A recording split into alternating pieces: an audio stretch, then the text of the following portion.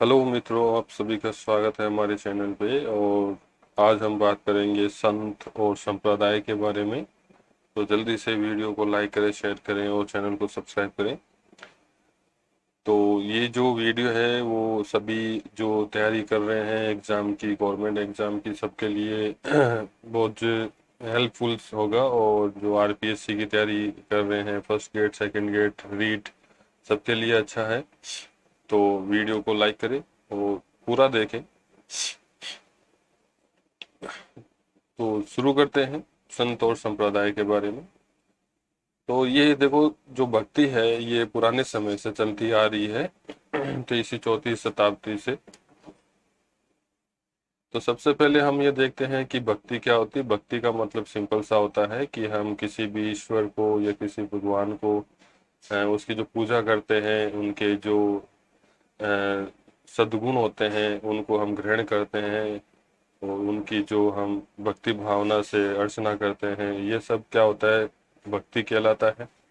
अब भक्ति जो है ये दो टाइप की होगी, सगुण भक्ति और निर्गुण भक्ति। ठीक है, दो प्रकार की है। पहली तो है सगुण भक्ति और दूसरी है जो निर्गुण भक्ति। ओके। सगुण भक्ति में क्या होता है कि इस भक्ति के अंदर ईश्वर को एक रूप, रंग आदि के रूप में मानकर उसकी पूजा अर्चना की जाती है। इसे हम भक्ति कहते हैं, सगुण भक्ति कहते हैं। इसमें मूर्ति पूजा जो होती है उसको प्रधान माना जाता है।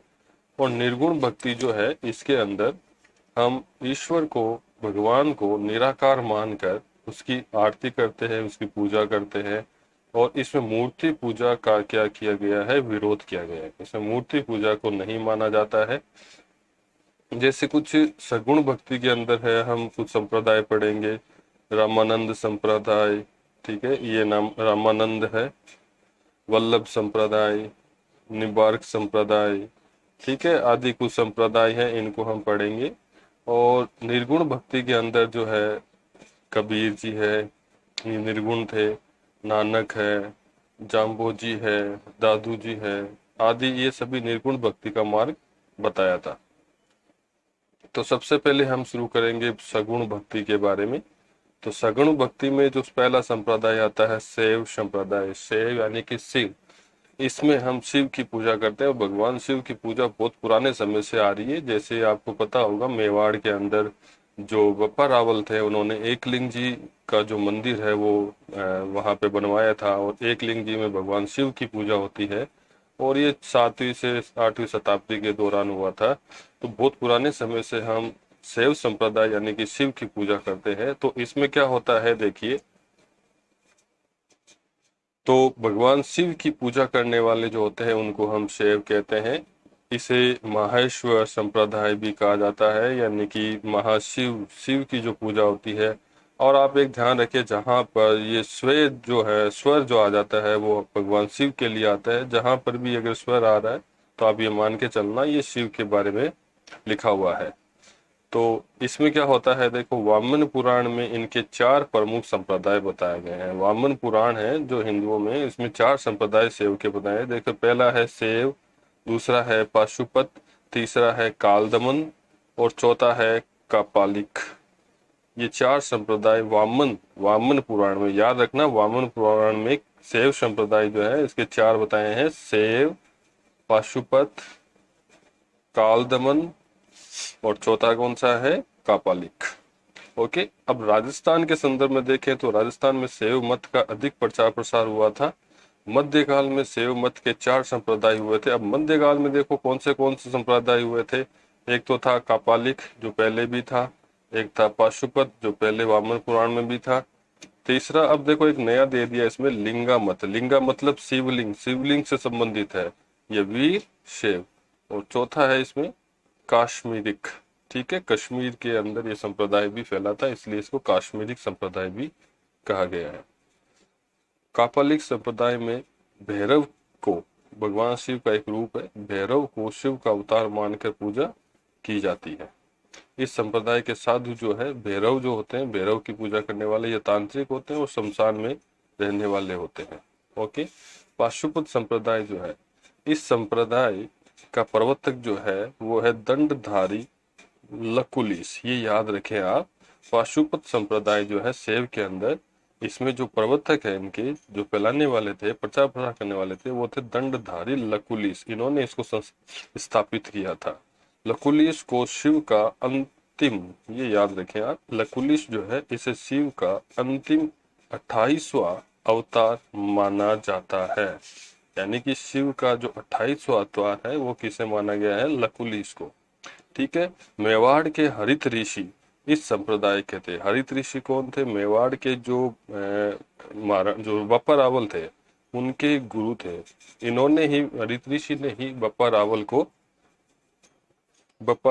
को इन्होंने ही क्या किया था? आशीर्वाद दिया था मेवाड़ को जीतने का, और मेवाड़ में जो चित्तौड़गढ़ है उसे जीत कर अपनी जो साम्राज्य है स्थापित करने का। इसलिए हरित ऋषि जो थे वो भगवान शिव के ही क्या थे?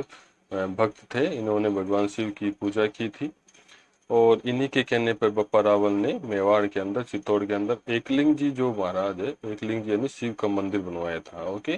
तो मेवाड़ में बप्पा रावल द्वारा निर्मित, देखिए ये आ गया, बप्पा रावल द्वारा निर्मित एक लिंग जी का मंदिर इस संप्रदाय का प्रमुख मंदिर है। ये याद रखिए, इस संप्रदाय का प्रमुख मंदिर कौन सा है? एकलिंग जी महाराज का मंदिर है, जो कहाँ पे है? मेवाड़ में। और किसने बनवाया था? बप्पा रावल ने। किसके कहने पे बनवाया था? हरित ऋषि के कहने पर बनवाया था। ओके। चलिए फिर आगे चलते हैं। अगला है नाथ संप्रदाय। ओके।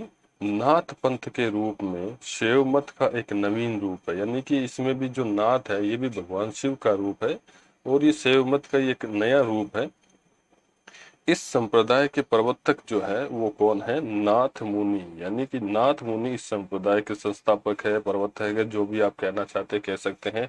अगर एग्जाम में मान लीजिए नाथ मुनि नहीं दे रखा है और उसकी जगह मत्स्येंद्र दे रखा है, तो आप मत्स्येंद्र जो है, मत्स्येंद्र नाथ, इन्हें भी आप कर सकते हैं। एक तरह से ये भी इनके संस्थापक माने जाते हैं, प्रवर्तक माने जाते हैं।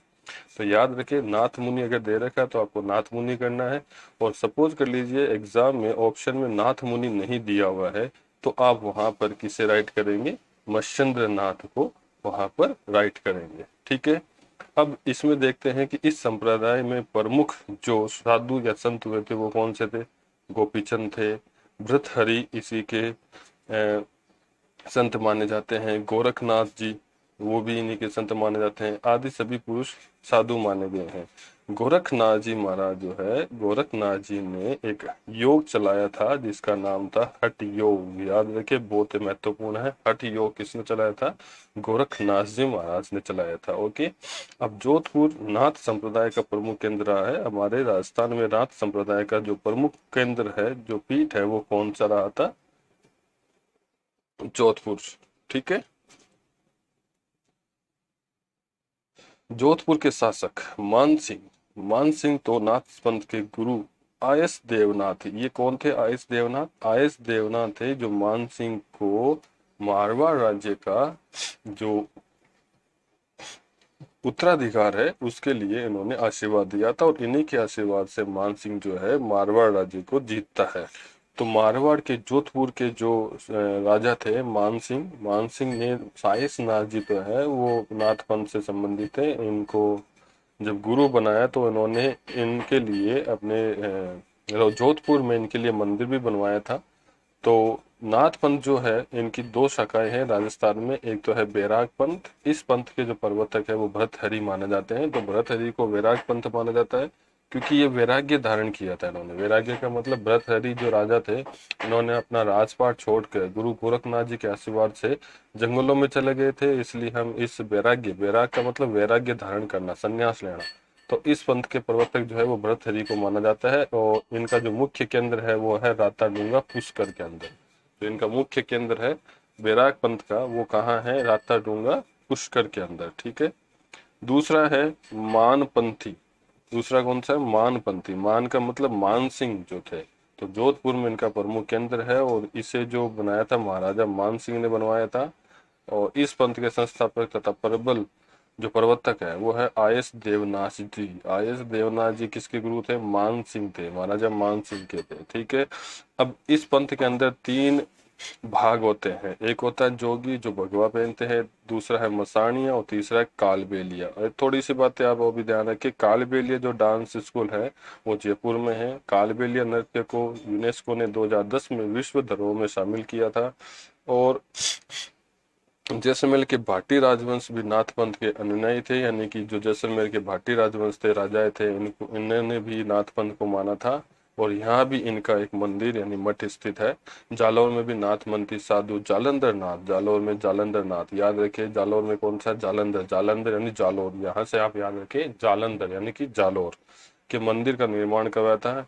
इनके शिष्य थे कापन नाथ, इन्होंने एक नया पंथ चलाया था, कानपा नाथ का प्रवर्तन किया था। कालबेलिया जाति इन्हें अपना क्या मनाती है भाई, गुरु मानती है। किन्हें, कापरनाथ को, कानपनाथ को।